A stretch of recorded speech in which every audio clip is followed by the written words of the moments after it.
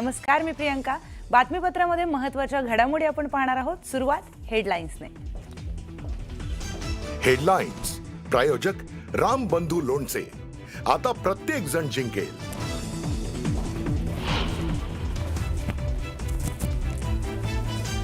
जिल्हा परिषद निवडणुकीची आचारसंहिता लवकरच लागणार. जिल्हा परिषदेच्या निवडणुकी संदर्भात उपमुख्यमंत्री अजित पवारांचं मोठं विधान.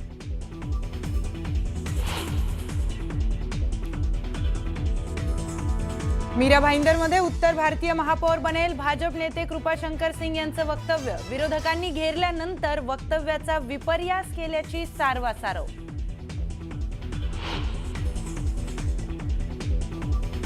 उत्तर भारतीयांना मराठी माणसाने आश्रय दिला आणि याच उत्तर भारतीयांनी आज मराठी माणसाच्या डोक्यावर थैथै नाचायला सुरुवात केली आहे. भाजप नेते कृपाशंकर सिंग यांच्या वक्तव्यावर मनसेचं ट्विट.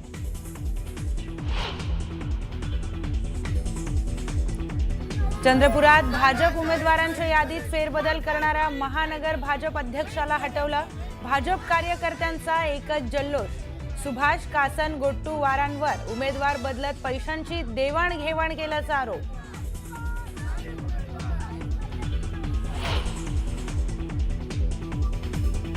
अहिल्यानगरच्या श्रीरामपूरमध्ये भर दिवसा गोळीबाराची घटना. दुचाकीवर आलेल्या दोघांचा बंटी जहागीरदारवर गोळीबार. बंटी जहागीरदार पुण्यातील जर्मन बेकरी बॉम्बस्फोटातील आरोपी.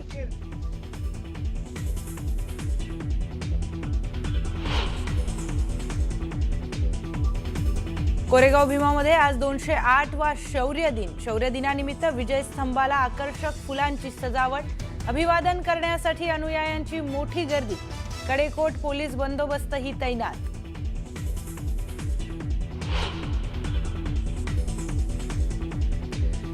नवीन वर्षाच्या न्यूज 18 लोकमतच्या प्रेक्षकांना शुभेच्छा. नवीन वर्षाच्या पहिल्या सूर्योदयाची ही खास दृश्य.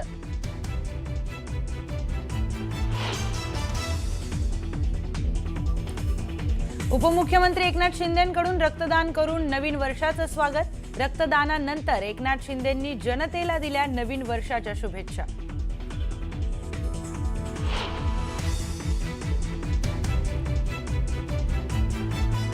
मुंबईत पहाटेपासूनच पावसाला सुरुवात. नवीन वर्षाची मुंबईसह परिसरामध्ये पावसाने सुरुवात.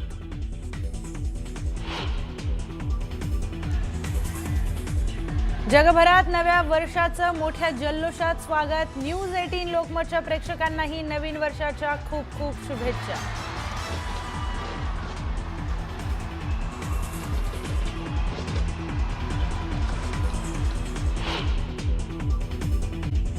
कोरेगाव भीमामधून.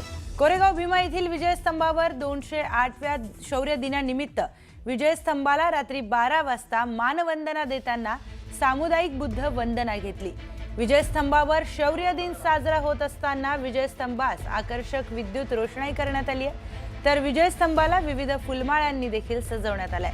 विजयस्तंभाला अभिवादन करण्यासाठी लाखोंच्या संख्येने अनुयायी या ठिकाणी उपस्थित आहेत.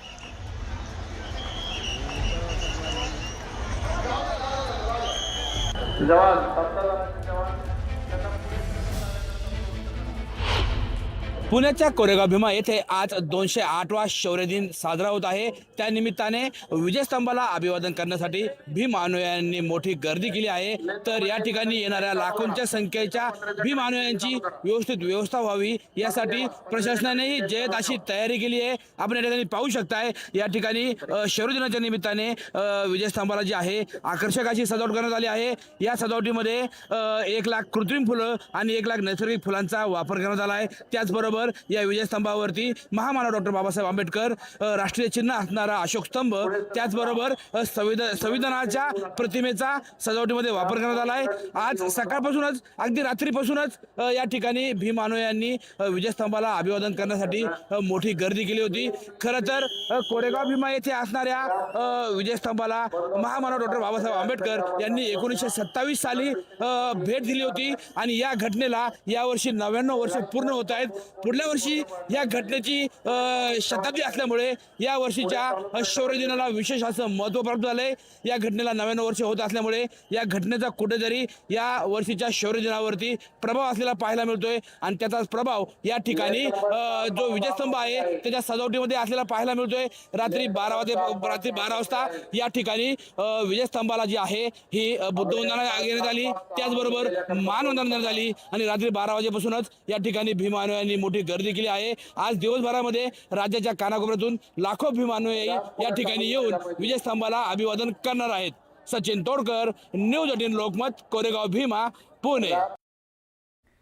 तर कोरेगाव भीमा येथे 208वा शौर्य दिन साजरा होतोय। वंचित बहुजन आघाडीचे सर्वेसर्वा प्रकाश उर्फ बाबासाहेब आंबेडकर यांनी कोरेगाव भीमा येथे येत विजयी स्तंभाला अभिवादन केलं। फोटो काढत असल्यामुळे पाठीमागे पूर्वेकडील रॅम्पवरून अनुयायी उलट दिशेने येत आहेत। पूर्वेकडून तर कोरेगाव भीमा येथे 208वा शौर्य दिन साजरा होत असून सकाळीच राज्याचे उपमुख्यमंत्री अजित पवार यांनी कोरेगाव भीमा येथे विजय स्तंभाला अभिवादन केलंय। यावेळी त्यांनी जिल्हा परिषद निवडणुकीबाबत मोठं विधान केलं। जिल्हा परिषदेच्या निवडणुकीची आचारसंहिता लवकरच लागणार आहे असं मोठं विधान उपमुख्यमंत्री अजित पवार यांनी केलंय। त्याचबरोबर आरक्षण मर्यादा जिथे 50% खाली आहे तिथे निवडणुका आधी होणार असं देखील त्यांनी सांगितलंय।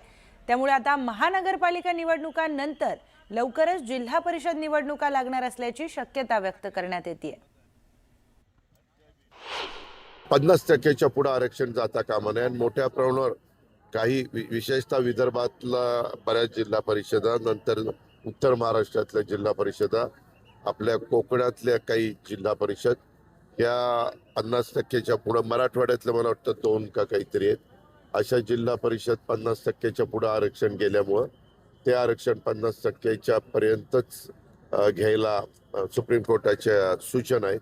त्याच्यामुळं आता निवडणूक आयोग ज्या 50%च्या आत आहेत त्या माझा अंदाज आहे, मी काही हे म्हणजे ठामपणे सांगू शकत नाही, पण त्या आधी होतील आणि मग ते 50% आरक्षणच्या आत आल्यावर बाकीच्या होतील। जगभरात नव्या वर्षाचं मोठ्या जल्लोषात स्वागत करण्यात आलं। नयनरम्य आतषबाजी आणि नेत्रदीपक अशी रोषणाईनं आसमंत उजळून निघाला। देशभरात नवीन वर्षाचं धूमधडाक्यात स्वागत करण्यात आलेलं आहे। मुंबई, गोव्यासह राज्यभरात 31ची धूम बघायला मिळाली। नवीन वर्षानिमित्त समुद्रकिनारे गजबजलेले होते, पर्यटन स्थळं सुद्धा फुललेली होती। भाविकांकडून नवीन वर्षाची सुरुवात देवदर्शनानं केली जाते। सरत्या वर्षाला निरोप देत नवीन वर्षाचं उत्साहात स्वागत केलं जात आहे। न्यूज 18 लोकमतच्या प्रेक्षकांना सुद्धा नवीन वर्षाच्या खूप साऱ्या शुभेच्छा।